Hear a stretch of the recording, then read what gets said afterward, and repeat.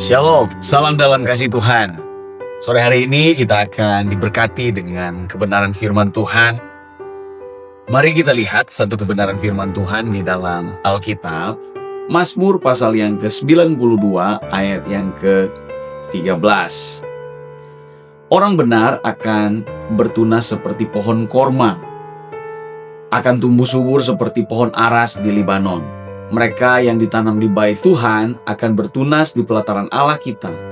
Pada masa tua pun mereka masih berbuah, menjadi gemuk dan segar untuk memberitakan bahwa Tuhan itu benar, bahwa Ia gunung batuku dan tidak ada kecurangan padanya. Saat ini di perenungan kita, saudara sekalian, kita akan melihat satu tema yang begitu penting, yang merupakan informasi dari ayat ini, yaitu berbicara tentang orang benar. Dikatakan di ayat yang ke-13, orang benar akan bertunas seperti pohon korma, akan tumbuh subur seperti pohon aras di Libanon. Berbicara tentang bagian ini, ada ilustrasi atau suatu perumpamaan tentang bagaimana orang benar itu akan hidup, sama seperti pohon korma. Belajar dari satu pohon korma, pertumbuhannya itu ada di situasi yang ekstrim. Ada di padang gurun yang panasnya begitu panas, curah hujannya kurang, dan memiliki kekeringan terjadi di sana. Tetapi cara para petani menanam pohon korma ini, mereka menaruh biji atau benih dari korma ini dan ditumpukan dengan batu biasanya. Untuk apa? Untuk terlebih dahulu pohon korma ini berakar.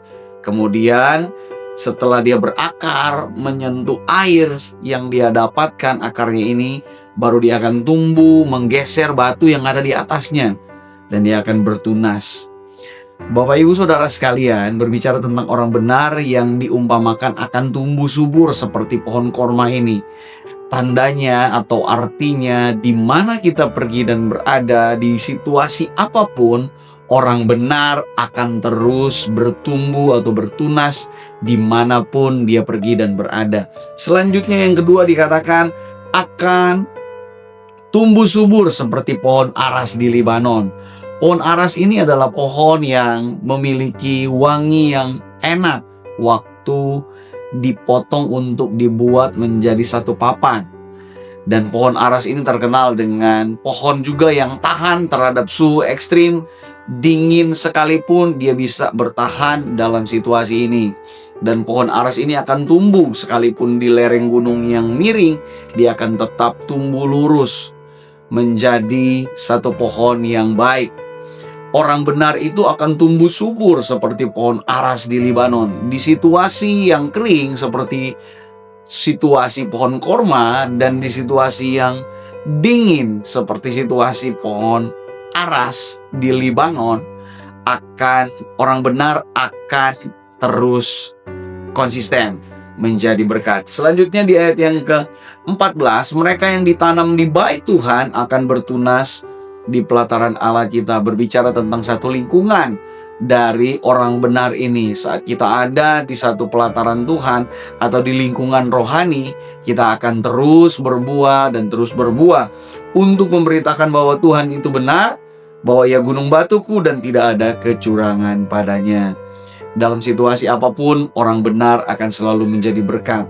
Dan sampai masa tua pun, sama seperti pohon korma dan pohon aras Libanon. Pohon korma masa hidupnya 100 sampai 150 tahun, dan selama masa itu dia akan terus menghasilkan buah terus menerus sampai di masa tua pohon ini, seperti pohon aras Libanon, akan terus bertumbuh menjadi pohon yang lurus.